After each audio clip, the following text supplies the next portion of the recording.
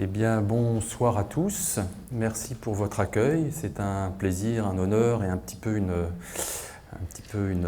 grosse charge que vous me demandez, un bel exercice. En tout cas, c'est avec beaucoup de plaisir que je suis là. Donc, je vous demande un petit peu d'indulgence. Je suis ni professeur de sylviculture, ni formateur avéré, ni station de recherche. Je suis simplement un gestionnaire qui a essayé de compiler, de numériser, de traduire en chiffres ce que nous faisons, ce que je fais depuis un certain nombre d'années. Alors je suis tombé en forêt, je suis tombé dans la marmite quand je suis né, donc je suis le fils de Brice, effectivement.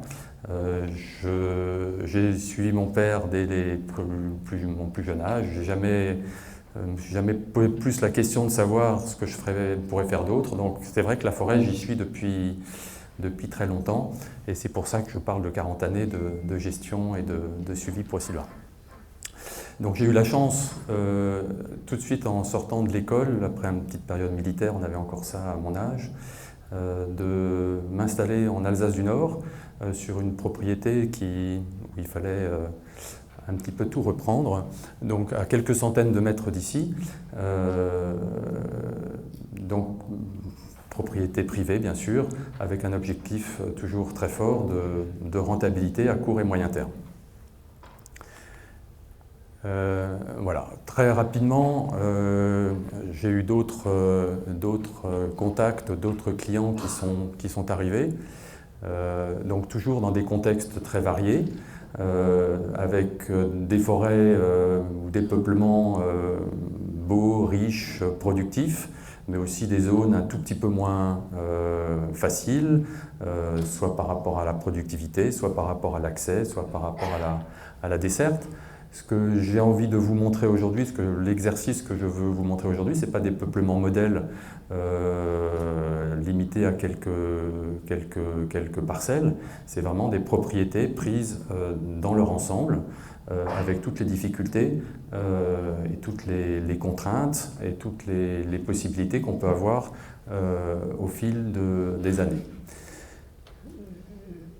J'ai inscrit client historique quand j'ai préparé ce panorama, j'ai marqué assez vite client historique et puis en fait je me suis aperçu que les clients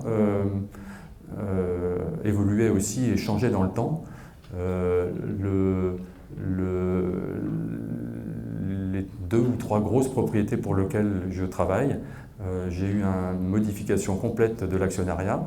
Donc je dirais que c'est des propriétés qui sont historiques de par leur taille, mais les propriétaires changent, évoluent, passent, et je dirais que la forêt et nous-mêmes, nous restons. Les contraintes que nous avons, elles sont multiples.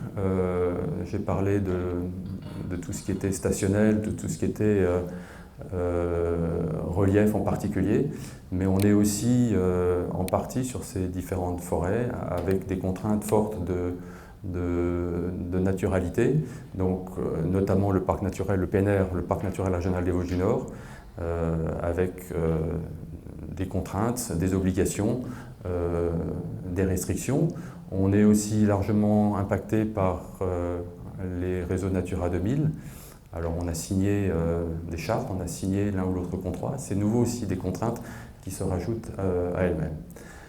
Je dirais que le point commun entre toutes les propriétés, tous les propriétaires, tous les mandants qui me font confiance, c'est ce souci de rentabilité. Ils sont propriétaires de forêt parce qu'ils aiment la forêt. Je crois que c'est un préalable quand on achète ou on investit en forêt.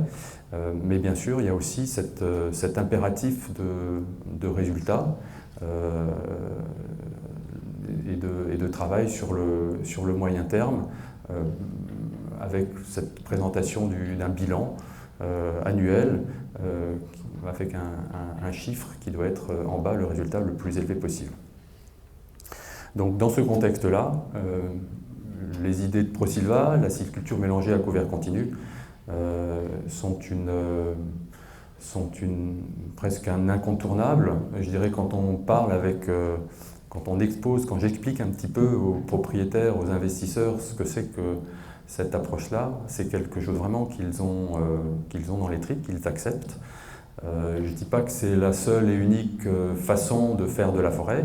En tout cas, c'est une vérité qui aujourd'hui montre sa place et qui répond avec beaucoup de pertinence aux enjeux, aux attentes des propriétaires et aux enjeux d'aujourd'hui et de demain. Alors ProSilva, ou la sylviculture à mélanger à couvert continu, n'a rien inventé. Hein. Il y a des prédécesseurs, qu'ils soient français, suisses, allemands, belges, qui ont tracé la voie depuis de longues années, donc on n'a rien inventé. L'idée fondamentale, c'est que le bois ne pousse que sur du bois, le bois ne pousse que sur des arbres, et le beau bois ne pousse que sur des beaux arbres. Donc le stock de bois, avant d'être stock de bois, il est outil de production, et c'est l'idée fondamentale qui a été tracée depuis le début par nos prédécesseurs. Alors il est clair qu'aujourd'hui, en 2022, on a des contraintes qui sont différentes, un contexte qui est différent, mais l'idée générale, elle reste présente. Alors j'aimerais, avant de commencer, un petit peu vous dire qu'est-ce qu'est l'approche ProSilva, ou au moins comment je la perçois en tant que gestionnaire. ProSilva, pour l'instant, c'est un groupe de travail, de réflexion. On essaye de progresser dans des techniques. Il n'y a pas de normes. C'est un sujet, mais il n'y a pas de normes ProSilva. Et donc, chacun, un petit peu, essaye de mener son chemin comme il l'entend, mais il y a quand même quelques fondamentaux que j'aimerais très rapidement rappeler. Pour moi, quand on me demande est-ce que c'est une forêt ProSilva, pour moi la chose la plus importante, c'est de savoir est-ce que le sylviculteur, le propriétaire, veut faire du ProSilva. Donc pour moi, la volonté du sylviculteur d'aller vers de la sylviculture à couvert continu, c'est déjà un préalable. Et attendez, voilà. La chose absolument incontournable, c'est qu'on n'approche pas les peuplements ou la forêt sous forme de population, on approche la forêt sous forme d'arbre. C'est l'individu c'est l'arbre en tant qu'individu qui est au centre de la réflexion. On ne parle pas de l'épicéa ou de la parcelle 24, on parle de l'arbre qui est ici ou du chêne qui est là-bas. C'est vraiment une réflexion à l'individu. Il est clair qu'on produit le chiffre d'affaires que nous formons est représenté par une masse d'arbres, par un volume global. J'entends parfois certains sieurs qui me disent « mais ce qui m'intéresse, ce n'est pas l'arbre en tant que lui-même, c'est la masse de bois. » Oui, mais cette masse est formée d'arbres individuels qui ont chacun une valeur. Et jusqu'à preuve du contraire, plus l'arbre est de valeur, plus le chiffre d'affaires est intéressant. Et le beau bois pousse exactement de la même vitesse que le bois un petit peu moins beau. Donc pourquoi se priver de faire d'abord pousser des jolis arbres? On fait de la gestion. La gestion, c'est un chiffre d'affaires, mais c'est aussi des charges. Donc il faut aussi essayer de travailler pour minorer les charges. Les charges en forêt, c'est quoi? C'est tout ce qui est reboisement, plantation, dégagement, etc. Est-ce que nous pouvons faire travailler la forêt, stimuler les dynamiques naturelles pour que ces phases de plantation, ces phases de dégagement soient le moins importantes, le moins onéreuses possible. Les sacrifices d'exploitabilité, un arbre, plus il avance en âge, plus il forme rapidement son mètre cube, plus les gros, plus le volume de bois qui est formé par un arbre de diamètre important, plus le temps sera court pour former le mètre cube supplémentaire. Donc c'est un sacrifice énorme de couper un arbre un petit peu trop tôt en âge, alors qu'il est tout juste en train de commencer à produire. Maîtriser les frais d'exploitation et les frais de constitution, j'en ai parlé un petit peu plus vite. Donc travailler dans les dynamiques naturelles. La forêt a une puissance de croissance absolument énorme. Nous sommes là non pas pour la contraindre, nous sommes là pour les accompagner. Et quand on laisse la forêt pousser, quand on la laisse s'exprimer, il est évident que la croissance des arbres et des beaux arbres est stimulée par elle-même. Et enfin, on travaille sur un certain nombre d'années. N'importe quel système économique ne tient pas si on n'arrive pas à le sécuriser. Tout ce que nous entreprenons, il faut l'établir. Et aujourd'hui, il est clair, c'est même pas une loi forestière, c'est une loi physique. Tout ce qui est mélangé, tout ce qui est divers est plus stable, est plus résilient. Et donc, par rapport à une contrainte comme une perturbation, comme le vent ou la neige, mais aussi par rapport, dans le cadre des évolutions climatiques. Je crois que les peuplements, aujourd'hui, contestés par personne, les peuplements mélangés sont plus stables et plus à même de passer ces étapes perturbantes graves. Sur la droite, c'est une photo simplement d'un peuplement juste au-dessus de la maison. Donc c'est du pin sylvestre dans toute sa splendeur. Quand je suis arrivé à Dambar, on m'a expliqué que le pin ne se régénérait pas naturellement. Je ne sais pas comment ils ont pu affirmer des choses aussi simples que cela. Alors il y a quelques petites contraintes dans l'organisation de la gestion. D'abord, il faut que la confiance soit établie avec le propriétaire, qu'on soit clair sur les objectifs. Ce qui est important aussi, c'est d'avoir des personnels qui soient convaincus. Donc j'ai le rare privilège de travailler avec des techniciens de grande qualité. Alors je ne sais pas pourquoi ils sont tous de grande qualité, c'est peut-être simplement parce que je leur donne la possibilité de s'exprimer. Chacun fait son boulot comme il le peut, comme il le doit. C'est un échange très confiant, très simple entre le propriétaire, moi-même et eux. Et je dirais qu'ils sont fiers de me montrer parfois des jolis merisiers comme cela, mais je pourrais vous montrer aussi des jolis charmes, des jolis épicéas ou des jolis douglas. L'étape aussi importante, c'est les intervenants, les bûcherons et les débardeurs. Je crois qu'il faut entretenir la même confiance avec eux. Donc il faut leur garantir un travail. Je sais que je peux compter sur eux, mais vice-versa, ils savent aussi qu'ils peuvent compter sur moi quand ils ont du besoin. Et grâce à ça, on arrive à l'organiser pour que le travail se fasse de façon qualitativement intéressante et performante. Ça ne sert à rien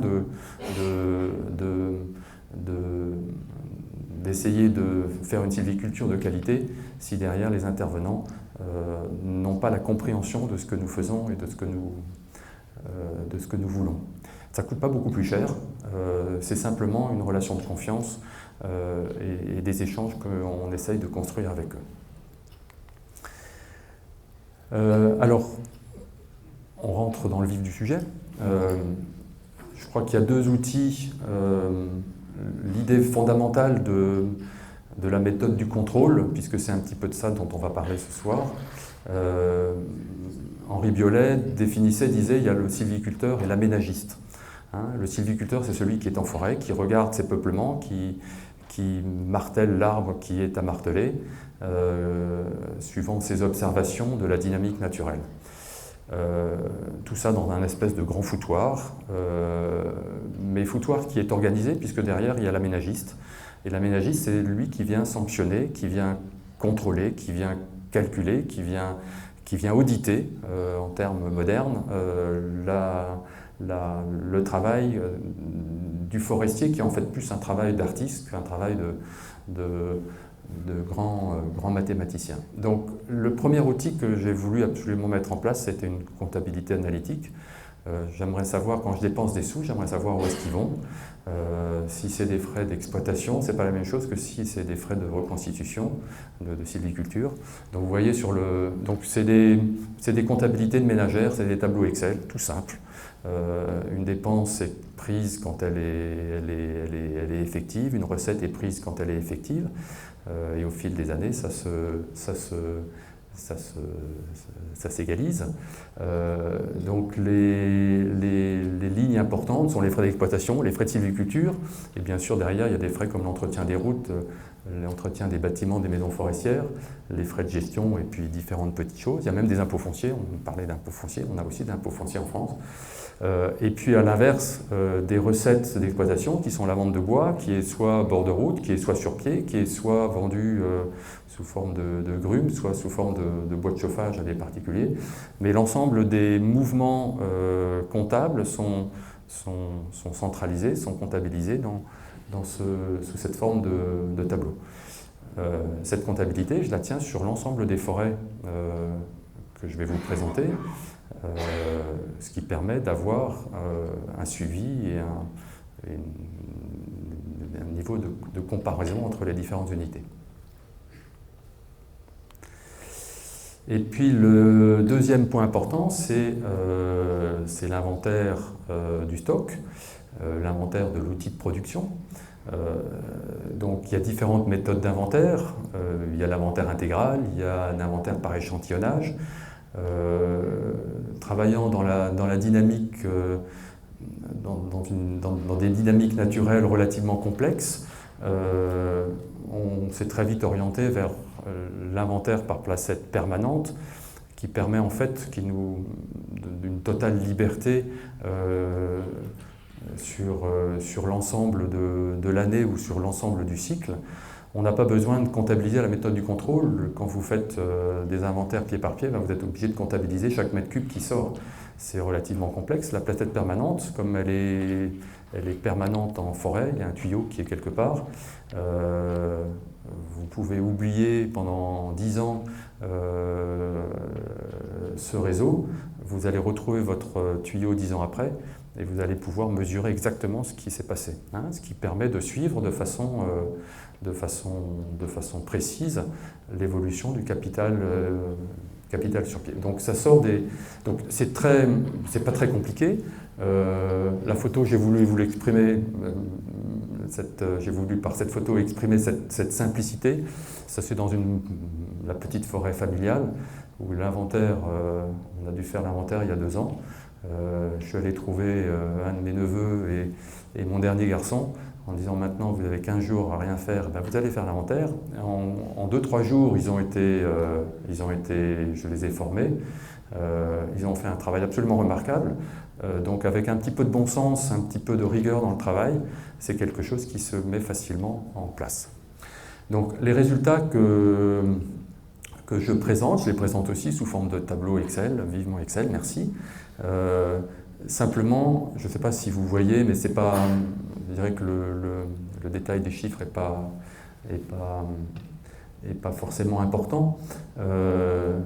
Ce que j'essaie de présenter à chaque fois aux propriétaires et de calculer, c'est combien j'ai de mètres cubes, comment se répartissent ces mètres cubes, quelle est la qualité de ces mètres cubes, comment poussent ces différents mètres cubes par rapport aux classes de diamètre. Donc, ce qui me permet au bout de 10 ans, 12 ans, quand je fais l'inventaire, de savoir, de répondre, est-ce que j'ai capitalisé, est-ce que j'ai décapitalisé, est-ce que j'enrichis en hêtres, est-ce que je... voilà. Et ça permet vraiment, sur 10 ans, en travaillant de façon normale, appliquée, à qualifier un petit peu l'évolution de la sylviculture. Donc ça c'est le tableau qui récapitule. Donc vous voyez tout en bas les chiffres. Ça c'est un des triages, une des forêts sur lesquelles je vous ai mélangé un petit peu différentes forêts.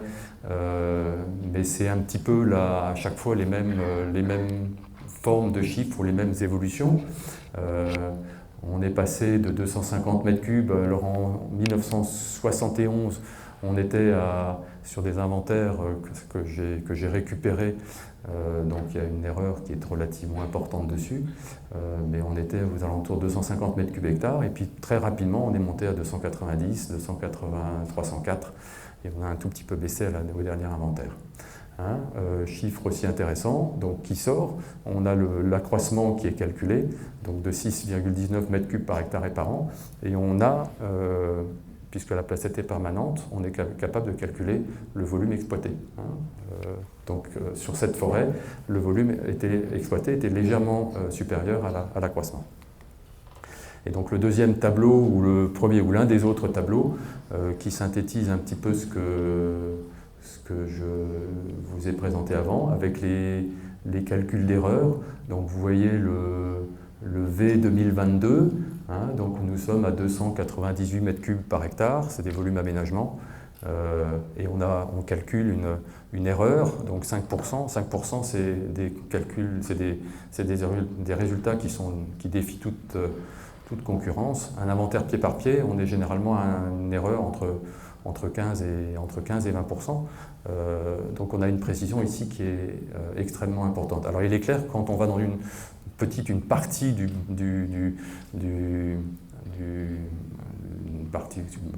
partie des peuplements, une essence, ben les erreurs augmentent de façon importante.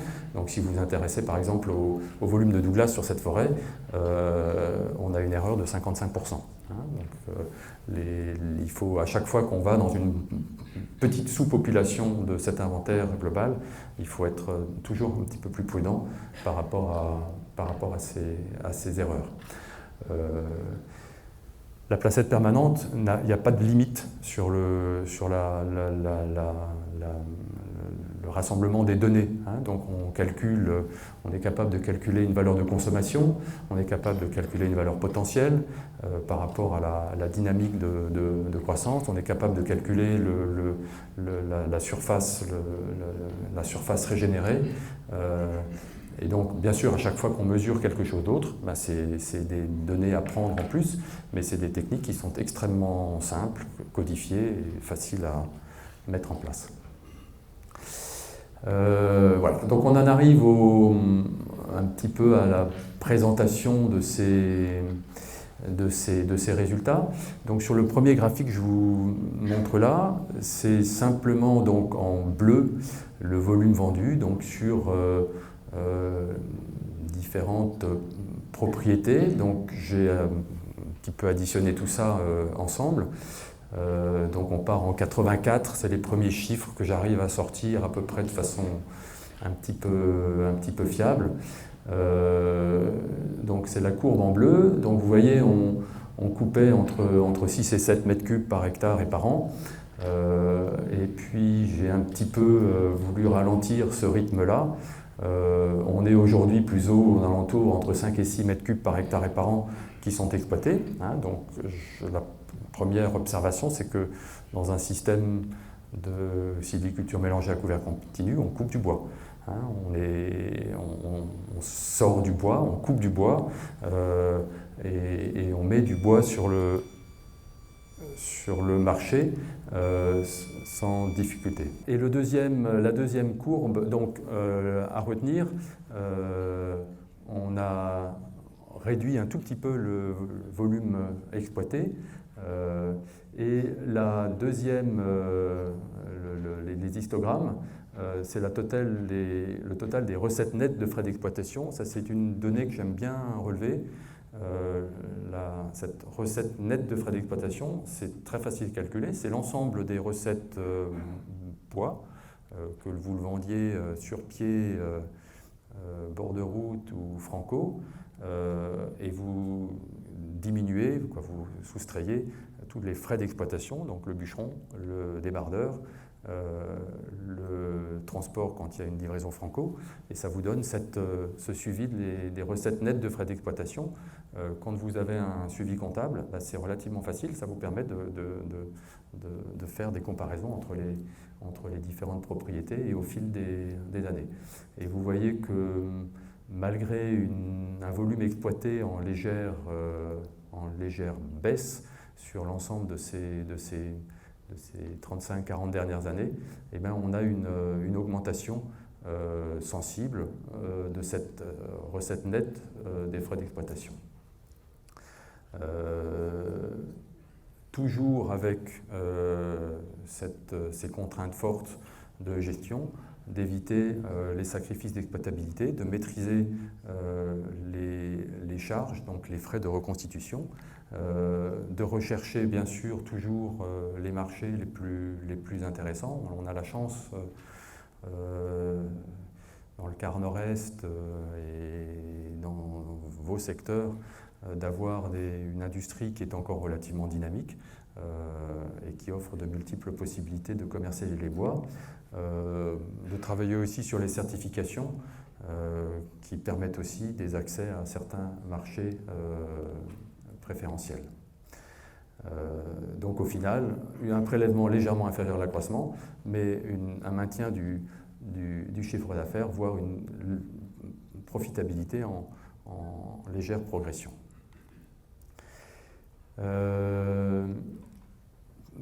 Parallèlement à cette baisse de volume exploité, ben on suit donc, ça c'est le résultat des placettes permanentes. Donc vous avez sur les courbes du haut, j'ai essayé de mettre ça sur le même graphique, donc il faut bien distinguer les courbes vertes, bleues et est-ce qu'il y a un... Voilà. Donc cette ligne-là, donc ça c'est l'évolution du volume sur pied, donc sur différentes forêts ou différentes parties de forêt. Et vous voyez que sur le même... Alors pour la lisibilité du graphique, j'ai pas mis les dates parce que ça prenait trop de place, mais c'est des grandes périodes. Donc là on est plutôt dans les années 75-80, là on est dans les années... Je ne peux pas faire chaque année l'intégralité des inventaires ou à période fixe les inventaires de toutes les forêts. Donc je fais chaque année l'un ou l'autre triage. Jamais sur les différentes propriétés ou sur les propriétés un petit peu plus grandes, les différents triages, jamais à l'instant T. Je répartis ça en fonction des années. Donc c'est ces différents groupes d'années. Donc là on est dans les années 60, dans les années 80, là on est dans les années 90, là on est dans les années 2000, 2010 et là on arrive en 2020 à peu près. Donc il y a à chaque fois éventuellement l'une ou l'autre année de décalage. Mais vous voyez que parallèlement à la baisse de l'exploitation du volume exploité, très logiquement on a eu une augmentation du volume en forêt. Donc on était, il y a une petite quarantaine d'années, nous avions entre 200 et 250 mètres cubes hectares. Donc je parle toujours, les mètres cubes, c'est des mètres cubes aménagement. Mètres cubes sur pied, donc volume bois fort, 7 cm de diamètre. Et on a progressé et on est arrivé aujourd'hui entre 300 et 350 mètres cubes par hectare. Et parallèlement, la deuxième chose importante, c'est la part de gros bois. Donc pour moi, les gros bois, c'est les bois qui ont plus que 52 cm de diamètre. Donc vous voyez qu'on avait, donc dans le début de la période, on avait un volume de gros bois qui était relativement faible. Et donc on a capitalisé pendant toutes ces années du gros bois, c'est-à-dire qu'on a, tout en prélevant du bois, certes un petit peu moins que l'accroissement, d'où l'augmentation, mais on a capitalisé du gros bois, donc des bois de valeur. Je reviens à l'idée initiale de Biolay, de Gurnot, etc. Si nous voulons mettre sur le marché des bois de valeur, il faut que nous soyons capables de construire des peuplements qui ont des arbres qui sont de gros diamètre. Et l'idée finale, c'est de prélever vraiment ces bois qui arrivent à maturité de belle valeur et de belle qualité. Alors, il est clair que dans cette phase d'éclaircie importante et de suivi, il y a forcément des moments où on aimerait laisser pousser des bois. Mais je rappelle que nous sommes dans une gestion, que nous avons des propriétaires, des mandants qui nous demandent un résultat pas à la Saint-Glinglin ou à la génération d'après. Il faut aussi qu'on réponde à leurs attentes tout au long de ce cycle de production. Je distingue maintenant aussi un petit peu par rapport aux essences. Donc là, vous avez le même graphique que précédemment par rapport au volume sur pied, mais distingué par rapport aux différentes propriétés. Et de nouveau, dans ces différentes propriétés, il y a aussi bien des propriétés, de nouveau, je répète, c'est important, qui sont des belles forêts sur des peuplements plutôt riches, mais il y a aussi des forêts sur des peuplements plutôt compliqués, plutôt pauvres, avec des accroissements qui sont plus faibles. Donc le volume de chêne sur les différents exercices, il y a plutôt une tendance légèrement à la hausse. Le hêtre, vous le voyez plutôt stable, sauf sur une forêt. Donc au total, les feuillus sont en assez nette progression. Le pin sylvestre principalement, ça c'est surtout les forêts en Alsace du Nord. On est passé un petit peu par toutes les réflexions en disant que le pin poussait moins fort, qu'il avait moins d'intérêt et qu'il fallait peut-être le substituer avec des essences qui poussaient un petit peu plus. Donc le pin baisse légèrement dans les volumes. Aujourd'hui, on peut se poser la question si on a bien fait, et j'en parlerai tout à l'heure. Et par contre, l'épicéa, vous voyez, malgré toutes les crises que nous avons, il est toujours légèrement en augmentation. Ça, c'était donc le volume total. Vous avez ici, de nouveau, c'est l'image de forêt comme on les a un petit peu dans tous les coins où je travaille. Et là, vous avez donc, de nouveau par essence, l'augmentation du volume de gros bois. Donc vous voyez cette progression, elle est très forte au niveau de toutes les essences. Les feuillus, sans aucun problème. Je crois que les feuillus, d'une manière générale, plus c'est gros, plus les scieurs accourent. Sur les bois rouges, le pin ou le Douglas, plus c'est gros, plus les scieurs en sont friands. Alors il y a un petit bémol sur les résineux blancs. C'est vrai qu'au-delà de certains diamètres, ça devient un tout petit peu plus compliqué de les placer. Mais quand je discute avec les scieurs, ils me parlent toujours des gros bois. Pour eux, les gros bois, c'est des bois qui ont plus de 60 cm de diamètre au milieu. Pour nous, les gros bois, c'est des bois qui ont plus de 50 cm à 1,30 m. Donc il y a de la marge entre les deux et on se comprend. Mais il est clair que sur l'épicéa, vraisemblablement, dans les prochaines années, on aura sur cette part de gros bois une petite tendance à la baisse.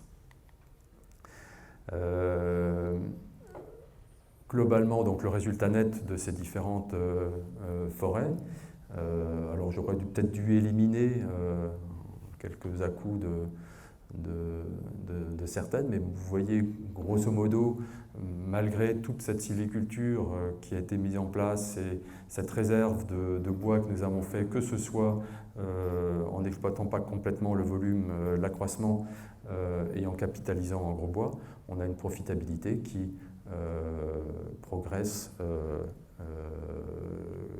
continuellement. Je mets en parallèle les frais de sylviculture. Donc sur l'ensemble de ces différentes périodes, ce qui est assez étonnant, ce qui m'a un petit peu aussi interpellé, c'est que sur toutes ces forêts, de nouveau, qui sont dans différents contextes stationnels, donc riches ou moins riches, on a des frais de sylviculture. Donc les frais de sylviculture, pour moi, c'est tout ce qui est plantation, dégagement, tout ce qui demande du travail et qui ne produit pas un produit qui est commercialisable. Et finalement, sur ces différentes forêts, on a des frais de sylviculture qui oscillent entre 8 et 25 €, donc dans une marge, dans un intervalle relativement restreint. Donc avec une réflexion toujours dans l'ensemble du suivi de la sylviculture pour essayer de minimiser ces dépenses et faire travailler les peuplements. À droite, j'illustre avec une photo dans un fouillis apparent. C'est des petites plantations que nous avons fait de chênes en placeau. Donc il y a du boulot qui s'est installé à l'intérieur, mais les petits chênes comme celui que vous avez devant a réussi à se faufiler et avec peu de travail, on arrive à sortir des tiges de belle qualité. J'en ai déjà un petit peu parlé. Si nous voulons avoir une profitabilité, une rentabilité en hausse, qui progresse de façon permanente, il faut être capable de mettre des jolis gros bois sur le marché, donc ici des jolis pins sylvestres. Et vous voyez donc sur l'ensemble de ces différentes propriétés, c'est aussi un graphique intéressant. Si j'exclus un petit peu les extrêmes, si je prends uniquement hop là. Si je prends uniquement si j'exclus les deux extrêmes, si je prends uniquement ceux du milieu, nous sommes à un prix moyen du bois entre 30 et 35 euros, donc relativement restreint. Et là-dedans, il y a des forêts, de nouveau, des forêts qui sont très riches, des forêts qui le sont beaucoup moins. Dans les forêts riches où on fait certes quelques jolis feuillus de qualité, on en fait peut-être un petit peu moins. Donc ce qui grève le bois, ce qui grève le prix, c'est tout ce qui est bois énergie et ce qui est bois de chauffage. Mais on arrive dans des systèmes mélangés à avoir ou dans des systèmes, qu'ils soient riches ou qu'ils soient pauvres, on arrive à avoir un prix moyen qui se retrouve relativement proches les uns des autres. Alors, est-ce que tout est beau dans le meilleur des mondes?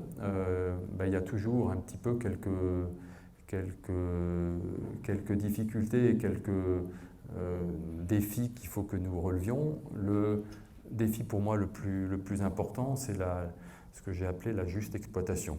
Alors, de façon un petit peu provocante, je vous mets une belle coupe à blanc sur la gauche. Il n'est pas question de faire des coupes à blanc dans une réflexion à l'arbre individuel. C'était plutôt de nouveau, la coupe à blanc n'est pas condamnable en elle-même. Ce qui est condamnable, c'est le fait de l'instaurer comme méthode de gestion courante et unique. Pour moi, la juste exploitation, c'est l'exploitation jusqu'au dernier bout de bois, de faire que les forêts soient propres. Et le marché du bois énergie actuellement nous incite un petit peu à nettoyer la forêt. La forêt, c'est aussi des dynamiques naturelles. Elle vit aussi de ce qu'on lui laisse. Et donc ces bois de moindre valeur, je pense important de les laisser en forêt faire du bois mort et participer à la régénération du sol. Le deuxième point, le deuxième défi, ce sont bien sûr les évolutions climatiques. Donc vous connaissez tous, trop vite. Vous connaissez tous bien sûr les bois scolités et les dépérissements que nous avons. Nous les avons. Alors je ne sais pas quelles sont derrière les solutions qu'on peut mettre en place. Moi, ce que j'aimerais simplement attirer l'attention sur les essences que nous avons, les essences de chez nous. J'ai pas loin de la maison aussi ce joli rocher qu'on appelle le Pilsfels. Il porte bien son nom. Il y a dessus ce joli rocher, il y a un pin qui est là. Ce n'est pas une photomontage. Ce pin-là, il est posé sur le caillou. Il est absolument magnifiquement vert. Il fait un diamètre de, je sais plus, de 40 cm. Moi, ça m'interpelle quand on me dit que le pin sylvestre est condamné. Je le vois ici dans des situations. Alors, il n'a bien sûr pas la productivité du pin qui est juste en dessous, mais il est là, il a poussé, il tient, il est vert, il est en vie. Voilà. Donc j'aimerais ne pas condamner trop vite nos essences indigènes qui sont là depuis la dernière glaciation et qui sont, à n'en pas douter encore, qui ont un rôle à jouer. Je n'exclus pas non plus de faire quelques plantations. Je crois qu'il faut que nous plantions, il faut que nous essayions de planter un petit peu quelque chose. Donc dans mes impatiences, ben je viens aussi parfois planter dans des petites trouées. Donc ici, vous avez des pins lariceaux de Corse. On fait quelques petits essais. C'est aussi notre rôle de faire des essais dans ce style-là.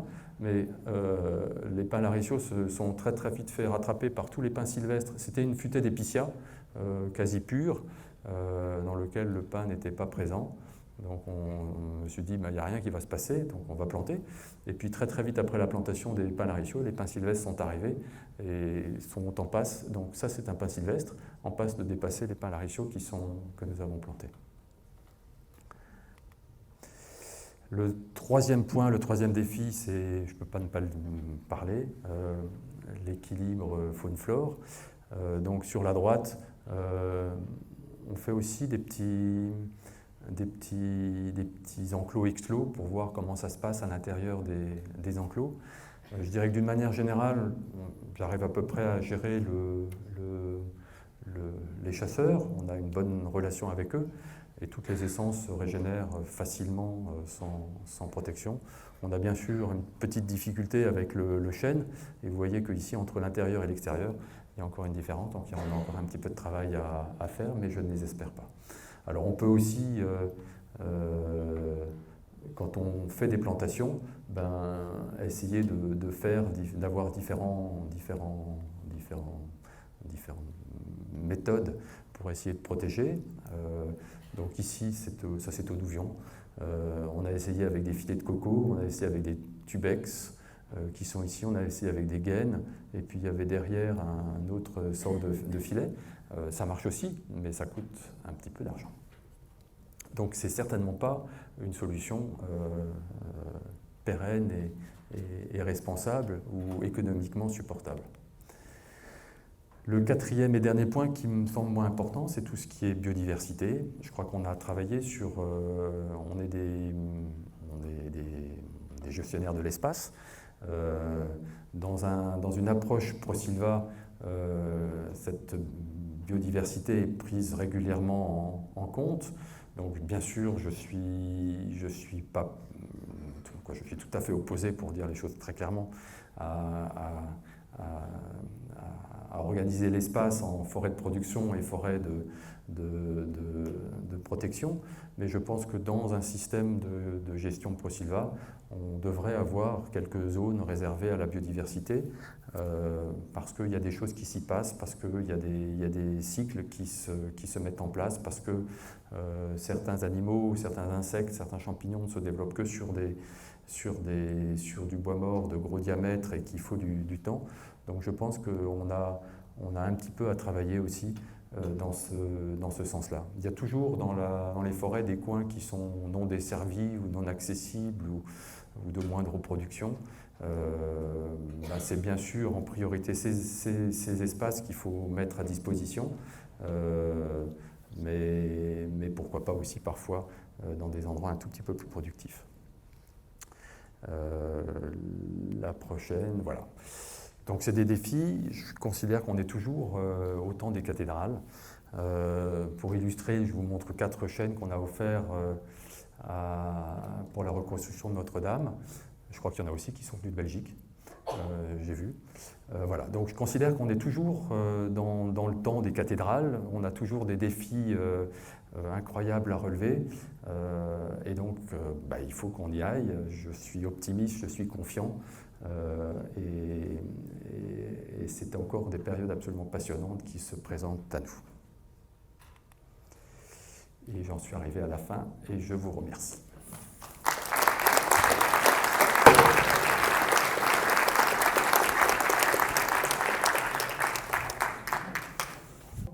Le nombre d'années pour construire une telle forêt et la surface minimum?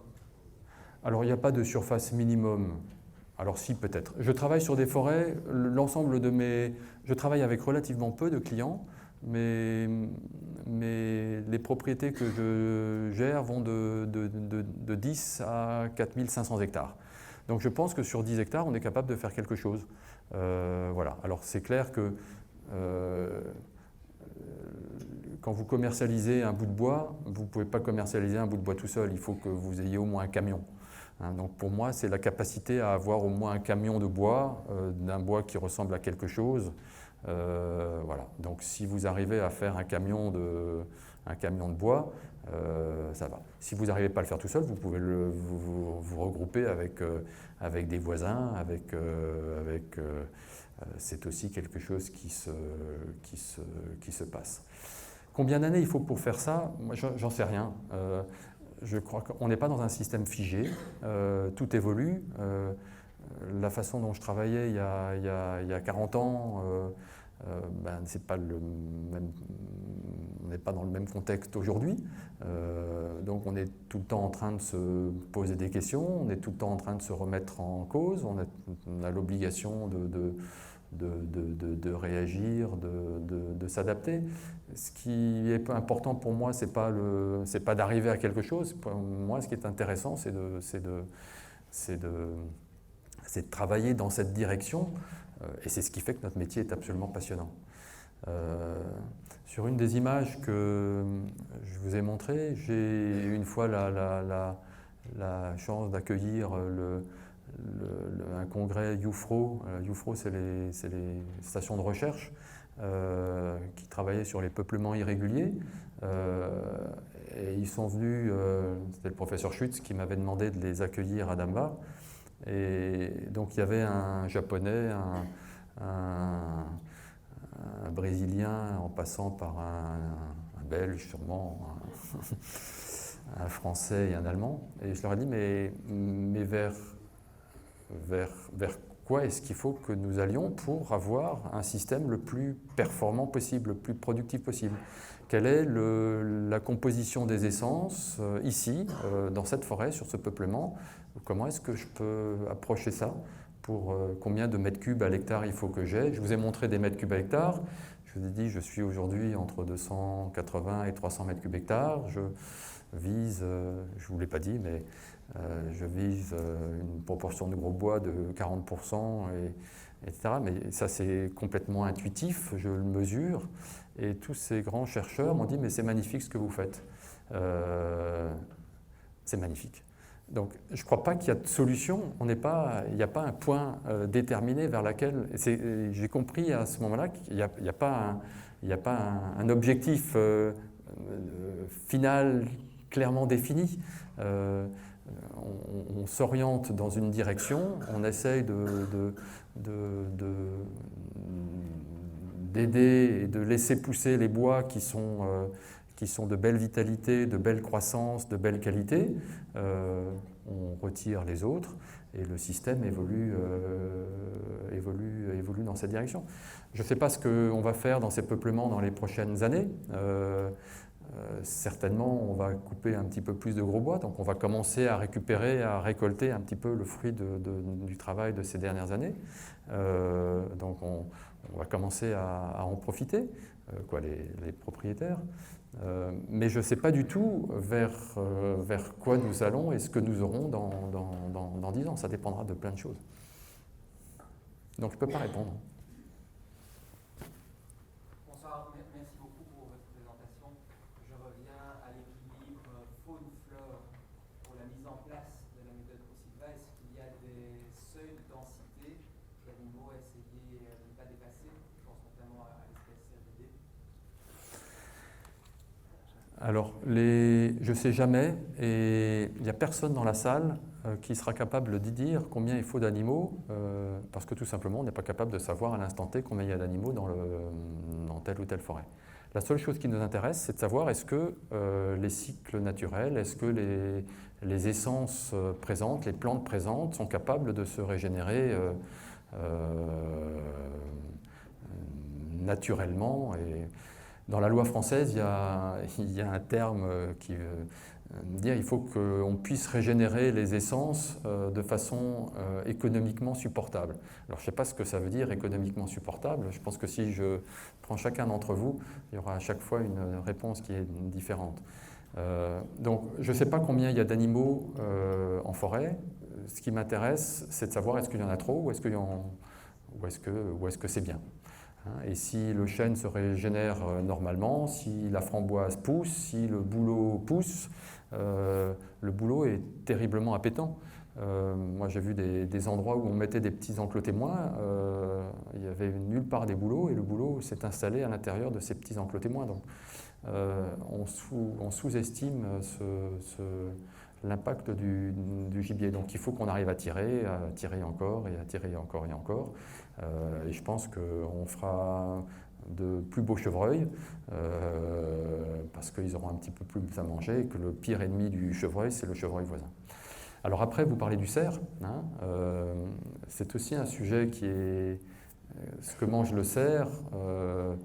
Le chevreuil ne peut pas le manger et vice-versa. Donc ça s'additionne. Et donc dans les discussions que nous avons avec les chasseurs, c'est de leur dire si vous voulez un petit peu plus de cerf, il faudrait appliquez-vous à tirer un petit peu plus de chevreuil. Je ne suis pas forcément capable sur la photo d'avant de faire la différence, est-ce que c'est plutôt du chevreuil ou est-ce que c'est plutôt du cerf, mais si vous faites déjà votre travail en matière de chevreuil, et c'est pas simple de réaliser le plan de chasse. J'ai 45 ans de permis de chasse, donc je sais ce que c'est que de tirer une chevrette et de faire le plan de chasse. Je crois qu'il faut vraiment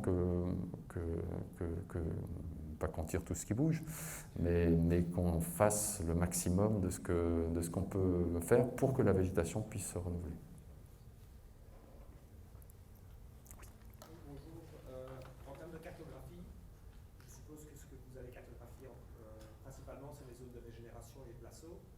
Comment est-ce que vous pouvez assurer le suivi des placeaux et aussi qui détermine quand il faut travailler sur quelle zone de régénération? Est-ce que c'est les agents qui sont sur place ou comment vous organisez?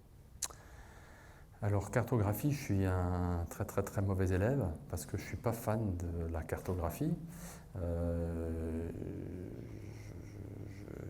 J'ai sur l'ensemble des forêts, j'ai des techniciens qui sont présents. Donc généralement un technicien il est capable de suivre entre 1000 et 1500 hectares. Il connaît sa forêt sans qu'il y ait forcément une carte qui soit précise et tenue à jour. Alors pour l'agrément des plans simples de gestion, puisqu'on a ça à faire en France, on a des cartes qui ressemblent à quelque chose, mais ce n'est pas un outil que nous utilisons tous les jours. L'organisation de la gestion est extrêmement simple. On définit sur la forêt une rotation des éclaircies. On dit on vient tous les 6 ans, tous les 7 ans, tous les 8 ans, tous les 9 ans, en fonction des forêts, en fonction des parcelles. Et quand on vient dans la parcelle, on martèle l'ensemble de la parcelle et on décide de l'ensemble des travaux. J'essaie d'être présent maximum avec les équipes pour faire les martelages, et tout se discute à ce moment-là, tout s'échange à ce moment-là. S'il faut faire quelques petites trouées, on les décide à ce moment-là. Et donc c'est connu, c'est repéré par les personnels de terrain. Donc bien sûr, une fois que la parcelle a été martelée, elle passe en coupe l'hiver d'après, on fait tout de suite les soins culturaux qu'il faut courants et on se donne, s'il y a plantation, la possibilité de revenir l'année d'après ou l'année d'après pour dégager les quelques plantations. Donc je préfère en faire un petit peu moins et le faire bien que le faire de façon beaucoup plus massive et n'être plus capable de suivre. Je redis que sur l'ensemble des forêts, on a entre 18 et 25% de la surface qui est recouverte par de la régénération entre 0 et 8 mètres de haut. Donc je dirais que le renouvellement de la forêt est est assuré sans absolument aucun problème. Le seul petit bémol, c'est le chêne, où effectivement, peut-être dans des peuplements un peu trop fermés, on a un petit peu de difficulté à suivre le chêne, mais c'est presque plutôt un problème de gibier que de lumière.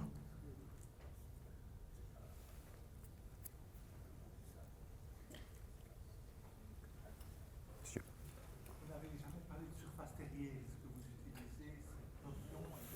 Est-ce que vous pouvez donner quelques chiffres? Vous n'avez pas souvent donné des revenus en euros. Est-ce que vous pourriez dire un petit peu la moyenne que vos forêts rapportent? Si, je crois qu'il y avait un tableau où je parlais de la recette nette de frais d'exploitation.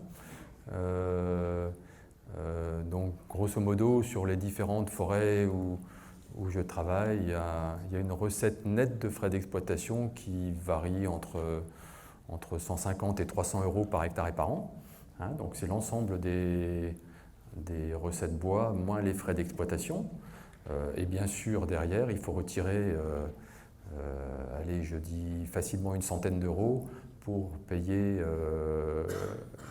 tout ce qui est sylviculture, tout ce qui est gestion, tout ce qui est entretien des chemins et les quelques impôts fonciers que nous payons. Hein? Donc la recette nette de frais d'exploitation, c'est vraiment quelque chose qui permet chacun peut le faire, voir où il se situe, combien j'encaisse de bois, combien je paye en frais d'exploitation, et c'est ce que j'appelle la recette nette de frais d'exploitation. La surface terrière, alors je suis plus à l'aise moi avec des volumes, mais bon, on sait faire la conversion, il suffit de diviser par la hauteur et on y arrive. Voilà, je suis plus à l'aise avec les volumes, mais vous divisez les 300 mètres cubes ou les 280 par 10 ou par 12 et vous avez la surface terrière.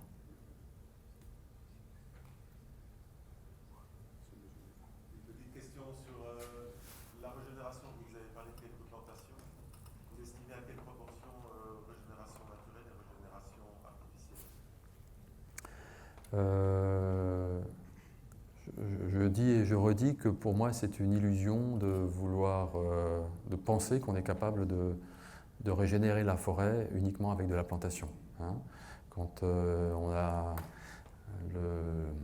la France a lancé son plan de relance suite l'année dernière, on a annoncé des millions pour la forêt en disant ça y est, la forêt est sauvée. C'est pas avec 50 millions qu'on va sauver la forêt française. Donc la régénération naturelle est absolument fondamentale. Me concernant, je ne sais pas, je pense que 90% de la régénération, c'est de la régénération naturelle. Alors c'est un petit peu plus facile sur les terrains un petit peu plus pauvres. Là, tout régénère facilement, que ce soit le hêtre, que ce soit l'épicéa, que ce soit les rhapsicomores, que ce soit le charme. C'est un petit peu plus compliqué dans les milieux très riches d'avoir cette régénération naturelle. Mais je pense que les milieux très riches ont ici été terriblement abîmés par des années de traitement TSF. Donc avec une grosse présence de ronces, une absence de charme, de feuillus ombrageants. Et donc il faut que... donc là certainement on a un temps de rattrapage. Alors j'aime pas ce terme-là parce qu'on ne rattrape pas, hein, on avance avec le temps, mais sur des propriétés relativement avec des potentiels relativement riches où on est envahi par la ronce et par tout ce qui est macrophorbier, il faut qu'on favorise des essences des essences ombrageantes comme le charme ou le hêtre pour arriver à maîtriser cette ronce, et je suis persuadé que derrière il y aura une dynamique qui se fera de façon beaucoup plus intéressante dans cette faveur. Et donc sur ces milieux-là, effectivement, le temps pour arriver à avoir quelque chose d'un tout petit peu plus automatique sera forcément un petit peu plus long. Je dirais que peut-être que la différence par rapport à du laisser-faire, c'est que quand on laisse faire, on ne va pas pouvoir orienter le choix des essences que tu vas avoir dans ta régénération. Et donc tu vas peut-être te retrouver avec essentiellement du hêtre, là où tu aurais peut-être pu y avoir un peu de chêne et d'aider à ce moment-là. C'est peut-être ces petites interventions-là qui vont faire la différence. Merci. Encore une question par rapport aux réseaux d'exploitation. Donc au Louvion, on avait vu que vous aviez un cloisonnement quand même assez dense. Est-ce que c'est partout le cas, sur les autres propriétés aussi? Est-ce que c'est systématique ou pas? Alors la desserte, c'est quelque chose qui est pour moi assez fondamental. Donc les cloisonnements d'exploitation, pour moi, c'est non discutable. Donc on a des layons ici ou là qui sont entre 20 et 40 mètres. Généralement pas en dessous de 20 mètres et généralement pas au-dessous de 40 mètres. Et l'obligation est faite au tracteur à rester sur ces cloisonnements. Alors ça fait quelques petites tensions ici ou là, mais c'est je pense une habitude à prendre et à avoir. Ça permet aussi aux bûcherons, quand les bûcherons interviennent en forêt, de savoir comment est-ce que le bois va sortir. Et donc ça organise bien le chantier d'exploitation, ça donne une certaine lisibilité à l'organisation du chantier. Je répète souvent ce que m'a une fois dit un de mes vieux forestiers qui va malheureusement prendre sa retraite prochainement, était bûcheron. Et je lui ai imposé tout au début les cloisonnements, ça a été un petit peu compliqué. Et aujourd'hui il me dit mais comment est-ce que j'ai pu travailler sans cloisonnement ?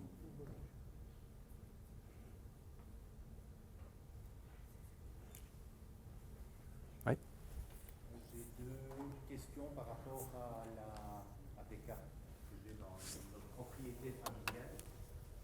C'est la taille de la mise en lumière pour pouvoir favoriser des essences de lumière. Et donc, qu'est-ce que vous pratiquez, vous, de votre côté, pour la taille de certaines coupes, un peu comme l'image qui est là derrière vous. Et celle-ci ou une autre. Hein. Bon, la photo qui est là, elle n'est peut-être pas forcément la plus représentative. Ça, c'est une trouée un tout petit peu plus importante. Voilà. Je dirais que pour toutes les essences, c'est la taille d'un arbre. Sauf le chêne, c'est la taille d'un arbre. Donc un gros hêtre, un gros sicot permet de régénérer n'importe quelle autre essence. Ce qui pour moi est important, c'est aussi c'est ce que qu'on appelle la lumière diffuse. Voilà. Donc si on a des peuplements très très fermés, c'est clair que s'il n'y a rien qui passe à travers le peuplement, c'est pas simplement l'exploitation d'un bout de bois qui va permettre d'apporter la lumière suffisante à travers sur l'arbre. Donc il faut que les peuplements soient un tout petit peu travaillés, donc ça demande un petit peu plusieurs passages pour arriver à avoir cette lumière diffuse sur l'ensemble du peuplement. Après, ce qu'a dit Isabelle était absolument fondamental. Hein. Les frais de sylviculture, c'est vrai que la chose importante, c'est la régulation du mélange. Hein. C'est vrai qu'à certains endroits, on est envahi par le hêtre, qui régénère très facilement, qui est très exclusif. Si on veut avoir un petit peu autre chose, si on veut avoir un petit peu d'érable, si on veut avoir un petit peu de merisier, il faut se donner si on veut avoir quelques résineux, il faut se donner la possibilité de venir réguler ce mélange. C'est pas parce qu'on est pro-sylva ou sylviculture mélangée à couvert continu qu'on ne doit pas travailler. On doit travailler pour justement assurer ce mélange. Alors après, il y a le chêne, ce foutu chêne, qui est un petit peu plus compliqué. Je crois qu'on ne fait pas de chêne sans travailler, que ce soit en traitement régulier ou en traitement irrégulier. Donc il faut un petit peu travailler, il faut peut-être orienter un petit peu les trouées un petit peu différemment. Mais je suis quand même toujours surpris ici ou là de voir des chênes qui arrivent à passer dans des conditions assez incroyables. Je crois qu'on a encore des choses à apprendre, ou j'ai encore des choses à apprendre avec le chêne. Je pense que l'impact de la faune est important. Je pense que le fait de travailler les peuplements de façon un tout petit peu plus sur le long terme, on en revient à cette question, permettra d'avoir une ambiance générale qui permettra aux chênes de se régénérer aussi de façon plus facile. Donc aujourd'hui, pour le chêne, avec un arbre, ça ne suffit pas. Donc on fait des trouées. Moi, je préfère faire des trouées de 30, 40 arts, 50 arts, mais pas à blanc, en laissant quelques jolis arbres venir et planter dans la demi-ombre ou la demi-lumière un tout petit peu plus forte, planter quelques chênes ou permettre à certains semis de s'en sortir.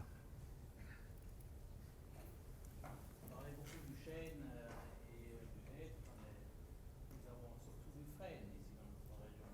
Et voilà le problème. Les trouées en ce moment se font malheureusement toutes seules et sont contrôlées par des ronces. Qu'est-ce que vous dites sur le peuplement et la gestion? Alors le frêne est un... Le frêne est bah oui, c'est un triste moment que nous avons dans toutes nos forêts. J'ai aussi des forêts où j'ai des proportions de frêne de 20-25% du volume. Donc il y a 20-25% du volume qui est en train de passer l'arme à gauche. Alors peut-être pas 25%, mais il y a toujours quelques frênes. Je suis quand même surpris de voir comment certains frênes, je suis quelqu'un d'optimiste, donc j'essaie toujours de voir dans le dernier frêne un regain de vie et de vitalité, et on arrive toujours à en réserver quelques-uns. Voilà. S'il y a 25%, s'il y a 20% du volume qu'on exploite, ben, il reste 80% d'autres choses. Hein, et donc ce 80% d'autres choses est capable aujourd'hui de prendre en grande partie le relais. Et dans les peuplements de frênes, c'est quoi? C'est de l'érable sycomore, c'est du charme, c'est du bouleau, c'est du merisier, c'est du chêne, c'est de l'aune qui vient et qui est capable d'assurer un relais de production.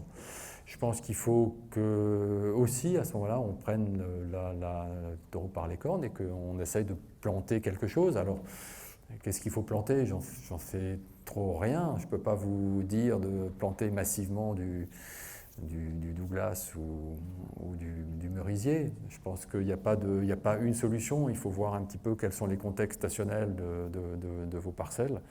Et ici, ce sera peut-être un petit peu plus d'aune, ici, ce sera peut-être un petit peu plus de chêne, ici, ce sera peut-être un petit peu plus de merisier. Ce que je suis absolument persuadé, c'est qu'il faut qu'on aille vers des mélanges. Et que l'impact du mélange ou la dynamique du mélange est de nature à sécuriser votre production sur le moyen terme. Mais le problème du frêne est compliqué, je suis d'accord. Vous avez parlé du chêne. C'est quand même très différent, le chêne sessile et le pédonculé. Oui. Jusqu'à quelle altitude estimez-vous que le chêne pédonculé est prédominant et à quelle altitude est-ce que vous pensez que le chêne sessile peut aller? Alors, je travaille presque... Les plantations que je fais sont exclusivement ou principalement du chêne sessile. Je fais à l'une ou l'autre occasion, on a essayé de planter du pédonculé. Suite aux tempêtes de 99, on a fait quelques grosses plantations de pédonculé. Donc il y a un caractère un peu plus pionnier que le sessile, qui a très très bien démarré. Comme je n'étais pas tout à fait rassuré, on a mélangé le sessile et le pédonculé. Aujourd'hui, après 22 ans je dirais que le sessile a complètement rattrapé le pédonculé et ça se passe plutôt bien. On a fait cette année, le pépiniériste m'avait dit qu'il n'avait plus de sessile, donc il m'a dit mais plantez donc quelques pédonculés. Donc j'ai planté un petit peu quelques pédonculés cette année. J'essaie plutôt de le faire de façon prudente, sachant que le risque sur le pédonculé, c'est les petits épisodes de sécheresse qu'on peut avoir un peu prolongés en été, qui sont plus compliqués au niveau du pédonculé. Et en altitude,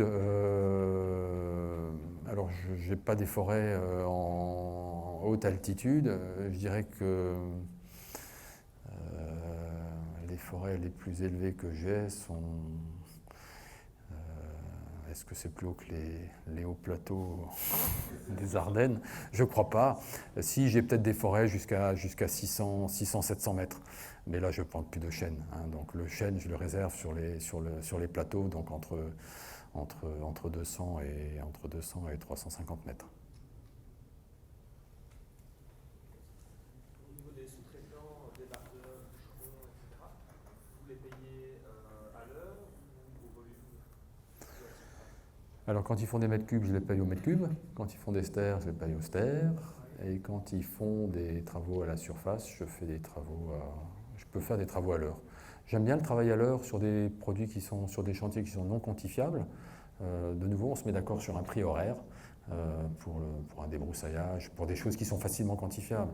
On se met d'accord sur un prix à l'heure. Quand ils font des dégagements aussi, je veux que le travail soit bien fait. On discute du prix de l'heure. À partir du moment où on est d'accord du prix de l'heure, on y va. Et bien sûr, au mètre cube, j'essaye de leur payer un prix qui leur permet de vivre décemment. Bon, avec l'augmentation de l'énergie ces derniers mois, on a eu quelques petites discussions rectificatives, mais ça, c'est normal. Voilà. J'ai des frais d'exploitation qui varient maintenant alors je suis bien sûr toujours plus cher qu'en Belgique. Mais les frais d'exploitation, en fonction des terrains plats ou des contraintes d'exploitation fortes, aussi entre 18 et 28 euros du mètre cube, hors taxe.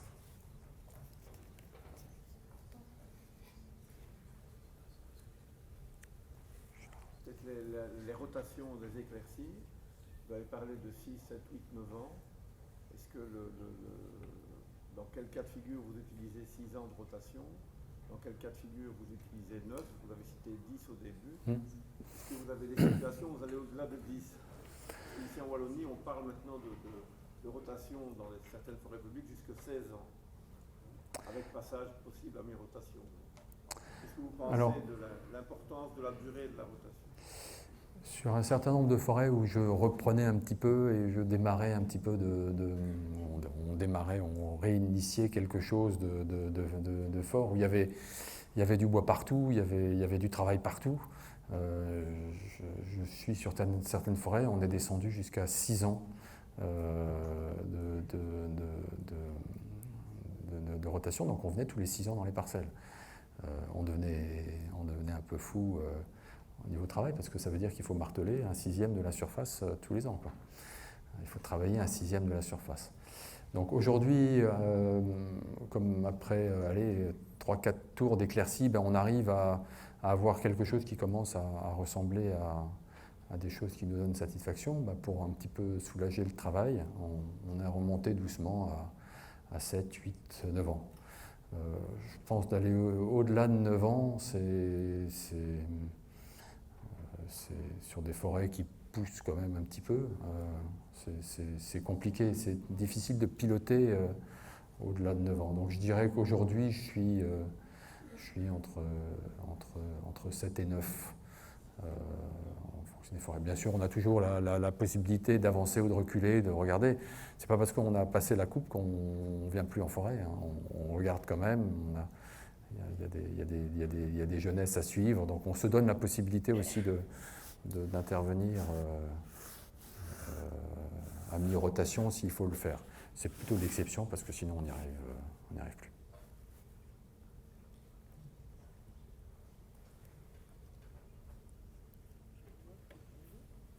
Madame.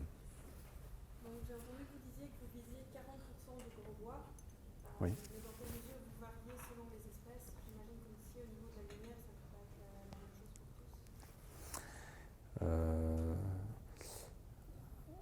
Alors, je ne sais pas exactement vers quoi je veux aller. En forêt jardinée, Biolay disait facilement il lui faut 50, 55, 60% de gros bois, mais ça c'est dans un contexte de très sapinière. Voilà. Quand j'avais 20% de gros bois ou 15% de gros bois, je savais qu'il fallait que je capitalise un petit peu en gros bois pour avoir des Maintenant, par rapport à la lumière, c'est pas forcément l'ombrage d'un gros bois n'est pas le même qu'à volume égal, à surface terrière égale. L'ombrage d'un gros bois est moindre que celui d'un bois moyen. Donc je ne pense pas que ce soit le point principal. Je suis peut-être aujourd'hui un petit peu plus prudent. Je dirais que les 50% de gros bois dans la forêt me paraissent peut-être un petit peu courageux, un petit peu trop courageux. Donc, si on reste aux alentours de 40%, 40-45%, ce sera pas mal. De nouveau, ce qui est important, c'est d'observer comment on pousse les arbres.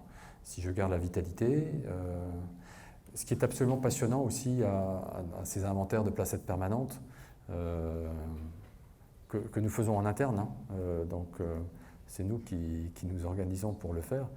C'est nous qui allons mesurer. Donc, j'essaie d'accompagner les équipes aussi dans les mesures. Et quand on pince un arbre, et l'opérateur, celui qui a la feuille, dit cet arbre-là, il a fait 4 cm, cet arbre il a fait 5 cm, cet arbre il a fait 2 cm. On apprend aussi la dynamique des peuplements et on perçoit, on conforte cette perception qu'on a de l'accroissement de nos arbres pris en tant qu'individus. Voilà. Donc, de nouveau, je pense que le système, il n'est pas figé, il évolue. Hein, et je ne pense pas qu'il n'y a pas de normes. Il n'y a pas de vérité. Et puis si la vérité était vraie en 2022, peut-être qu'en 2030, elle sera différente à tel endroit par rapport à ça. Donc je crois qu'il ne faut pas trop se... C'est comme ça que j'avais perçu la réaction de mes chercheurs de l'UFRO. Ils ne m'ont pas donné de réponse. La réponse, elle est dans le travail continu et dans l'accompagnement continu des différents peuplements. Quelle est la meilleure période d'exploitabilité au niveau période pour le débardage et des Alors, l'organisation de mon année, elle est comme ça. On martèle février, mars, avril, c'est les mois où on martèle tous les jours. Les peuplements, parce qu'on voit bien les... J'ai beaucoup de feuilles partout, hein, donc on voit bien les peuplements. J'essaye de dire que mai, juin, on s'occupe des soins culturaux et des dégagements, etc. Et donc je ne veux plus trop voir de tracteurs en forêt. Alors il y a toujours un tracteur qui n'est pas capable de travailler, qui demande un petit peu... mais mai, juin, juillet, je préfère, pendant la période de sève, pas voir de tracteur trop travailler en forêt. Et puis on recommence avec des jeunes peuplements au mois de septembre. Dès que la feuille tombe, alors maintenant la feuille tombe, elle tombe de plus en plus tard, donc on commence à couper les feuillus. Donc sur les terrains difficiles à débarder, on essaye déjà à couper au mois d'octobre. Dans les pentes, avec des régénérations importantes, on attend que les feuilles soient vraiment complètement tombées. C'est d'abord un problème de sécurité des intervenants, hein, quand ils sont dans la feuille complète, ils voient rien, c'est dangereux pour eux. Donc on coupe novembre, décembre, janvier, voilà. Et puis les derniers bois, février, mars, et l'année est bouclée. Il est clair que la qualité du travail est importante, hein, et je dirais que les intervenants aujourd'hui sont aussi demandeurs de pouvoir faire un travail de qualité et d'être fiers de ce qu'ils font. Donc je préfère qu'on essaye de respecter ces cycles naturels de la forêt et de ne pas trop intervenir quand la forêt est en pleine végétation. Excusez-moi, j'ai encore une question. Si on généralise la méthode Prosilva sur l'ensemble de la France, comment se porterait au niveau des séries au niveau français, si celles qui ont besoin d'un bois permanent Ce qui m'intéresse, c'est d'abord de bien gérer la forêt et de faire que la forêt... voilà. Donc la forêt n'est pas au service de la scierie, et c'est à la forêt de dicter ce qu'elle est capable de faire. Aujourd'hui, là où on a des dépérissements massifs en France, il n'y a plus un épicéa sur le plateau lorrain. Voilà, on a tout raté, on a tout loupé, parce qu'on a voulu faire des choses contre nature. Maintenant, un système ProSilva ne produit pas moins de bois, on produit autant de bois que n'importe quel autre système, si ce n'est plus. Il y a peut-être des discussions ici ou là sur des diamètres. Ce que je constate aujourd'hui, c'est que toutes les scieries avec lesquelles je travaille sont plutôt en train de se désengager des petits bois pour travailler pour être en capacité de scier des bois un tout petit peu plus gros. Les scieries qui me prenaient, les scieries avec des petits canters qui sciaient à 10 cm fin bout, alors il paraît que ça va revenir très très vite, mais les scieries qui me sciaient des deuxièmes classes, des premières deuxièmes classes, aujourd'hui sont passées plutôt sur la deuxième, troisième, quatrième classe. Voilà. Alors, donc on produit autant, si ce n'est plus, de bois que n'importe quel autre système régulier. Alors après, il y a la période, effectivement, la période estivale où on ne veut pas couper de bois. C'est pour ça que certaines scieries stockent un petit peu de bois. Ça se passe pas trop mal. Moi, j'ai un gros scieur de hêtres qui veut absolument scier du bois frais toujours début septembre. Eh ben, il se constitue un stock de bois, de hêtres, à partir du mois de janvier. Donc ici, ces derniers bois au mois de juin, juillet, quand il les sort de forêt. Et il recommence tout de suite avec les bois arrosés début septembre. Il a bouclé son année. Donc pour moi, c'est un problème d'organisation. Merci de votre réponse. Ne pensez-vous pas que l'avenir des résineux passera par un mélange intrinsèque avec les fluides ? Si, ça me paraît évident, mais ça me paraît évident. Je veux pas... J'étais avant-hier sur une tournée dans nos coins, et la personne me disait toujours, qui nous recevait, mais nous considérons que l'épicéa est foutu. Donc on va couper tous les épicéas. Je dis non, il y a des magnifiques épicéas qui étaient en mélange avec... C'était des peuplements plutôt des forêts pas très gérées, qu'il était en train de reprendre.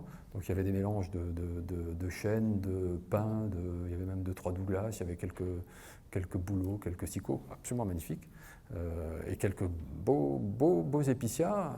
Nous allons couper tous les épicéas. Non, il y avait quelques magnifiques épicéas qu'il fallait garder. Et là, on gardait un épicéa, là, on gardait un joli chêne, là, on gardait Donc il n'y a pas de... C'est vraiment l'approche, l'arbre pris individuellement, qui me semble important. Donc on ne peut pas généraliser. Et on ne peut pas, même au niveau d'une propriété, on ne peut pas dire l'épicéa est foutu. Peut-être que les quelques épicéas de telle parcelle sont beaux. Voilà. Aussi au niveau des scolites, moi je suis incapable de... Jeune étudiant, je faisais des relevés avec des pièges. On avait des pièges à phéromones. On allait relever le nombre de scolites qu'il y avait dans les pièges tous les lundis matins. Je me rappelais, je faisais sur le plateau du Jura. Il y avait vous constatez tous aujourd'hui qu'il y a des peuplements d'épicéas en pleine santé, magnifiques, et qui prennent le scolite. Et puis là-bas, la lisière, des bois complètement clairs.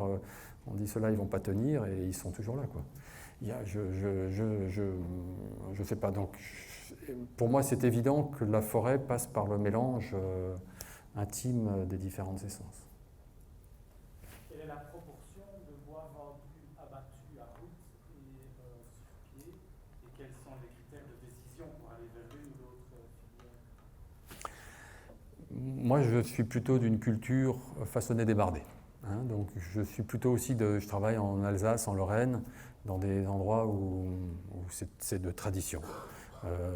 Donc la quasi-totalité de mon bois d'œuvre, je le vends façonné, débardé, bord de route, et on réserve le bois sur pied aux particuliers qui viennent faire leurs 25, 30, 40, 50 stères. Mais la quasi-totalité est vendue bord de route. On peut faire une très belle sylviculture de qualité, aussi avec un système de vente sur pied. Je me rappelle toujours cette forêt où j'allais gamin marteler les bois. Il y avait un garde qui était absolument insupportable et qui était sur le dos des bûcherons. C'était des magnifiques forêts jardinées au-dessus de Saint-Dié. C'était absolument splendissime comme forêt. Tout était vendu sur pied, mais il y avait un forestier qui était sur place et qui était sur le dos des bûcherons, etc. Donc on arrivait à faire un très très joli travail. Donc l'un n'exclut pas l'autre. Pensez-vous des nouvelles essences qu'on essaie d'introduire pour contrer le changement climatique, comme par exemple des serres,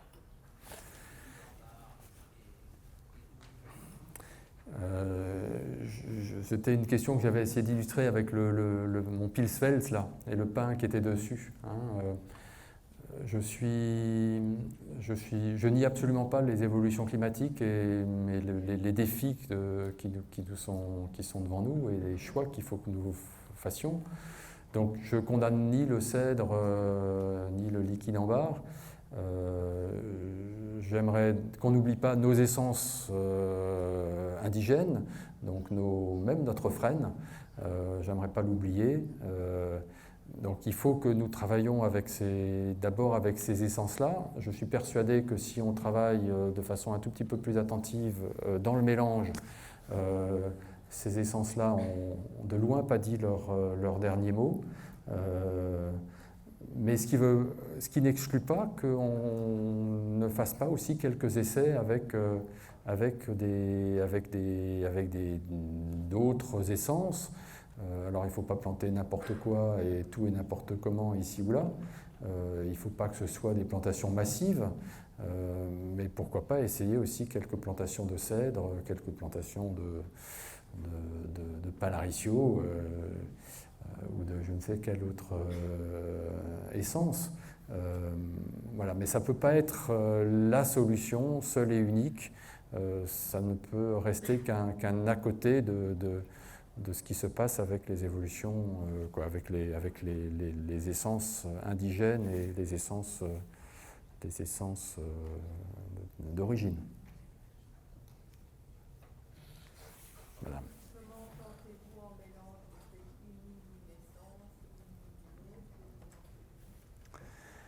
une essence? Alors, pour le feuillu, comme pratiquement toutes les essences, j'arrive à les régénérer naturellement. C'est dans le fouillis le plus complet. Et quand les essences que je plante, c'est principalement un petit peu de Douglas ou un peu de Palaricio. Donc ça, c'est généralement en ligne, de façon relativement serrée. Je suis un adepte des plantations plutôt denses, c'est-à-dire 2000 tige hectares, donc 2 sur 2, 2 sur 2,50. Par contre, les feuillus, je les plante bien en placeau. Maintenant, pratiquement les chênes, je les mets tout le temps en placeau, donc 7 plants, 8 plants. Alors c'est la discussion toujours avec le forestier. Il y en a qui préfèrent le chiffre 7, il y en a qui préfèrent le chiffre 9, il y en a qui préfèrent le chiffre 12. Voilà, donc entre 7 et 12 plants, un placeau tous les 10 mètres, tous les 12 mètres, des plants relativement serrés les uns contre les autres. Et puis à l'intérieur, c'était aussi la petite photo qu'il y avait avec ces petits chênes qui étaient maintenant des gaules. Il y a plein de choses qui s'installent entre. Du bouleau, de l'aune, du charme, et je ne sais quoi encore. Alors on peut éventuellement, quand on fait ces placeaux aussi, je plante aujourd'hui quelques pommiers, quelques poiriers, quelques cormiers, qu'est-ce qu'on a planté encore d'autre si le pépiniérisme m'a l'autre jour proposé quelques liquides en barre, je ne sais pas ce que ça va donner, quelques tulipiers. Voilà. voilà. Mais ça reste anecdotique. C'est pour essayer, c'est pour tester, c'est pour voir, c'est pour apporter un petit peu de mélange. Le fond de la régénération, c'est la régénération naturelle et les quelques plans de chêne que nous mettons. Il y avait monsieur avant. Oui. Que pensez-vous de la sélection génétique? Certains prêchent justement pour cette sélection, donc origine recommandable, etc., provenance recommandable. N'est-ce pas un peu prétentieux que de ce côté, justement, cette génétique que nous avons, que la nature nous offre depuis des milliers d'années?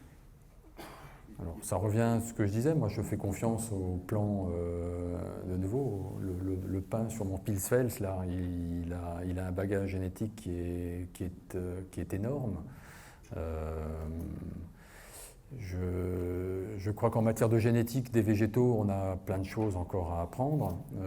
Je cite toujours cette petite histoire du cardiologue que j'ai croisé à Strasbourg, qui faisait donc, comme son nom l'indique, des recherches sur le cœur humain, et qui disait qu'en cas de forte perturbation, le génome était capable de réactiver des zones qui étaient muettes.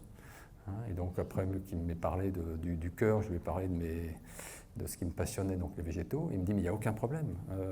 C'était absolument évident que les végétaux, puisque dans le génome, il y a plein de séquences du génome qui ne codent pas, et on ne sait pas à quoi ça sert. Et il me dit, mais il n'y a aucun doute que face à de nouvelles conditions, il y a des parties du génome qui soient capables de se réactiver.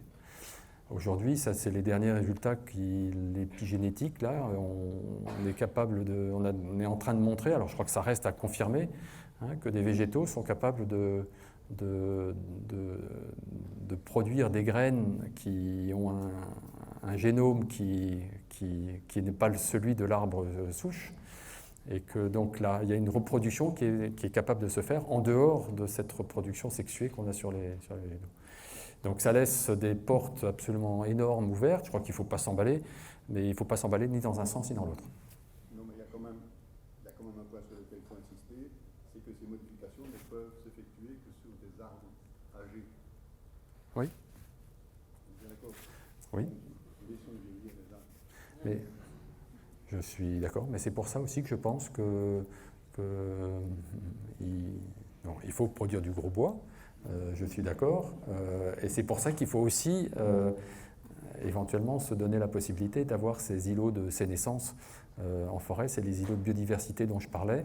Alors on ne va pas rentrer dans le débat, est-ce que c'est 1%, 2%, 3%, 4%, 5%, mais c'est dans cet intervalle. Je pense que c'est important d'y réfléchir, et c'est important que nous sylviculteurs, ne laissons pas le débat à d'autres, c'est à nous de le prendre.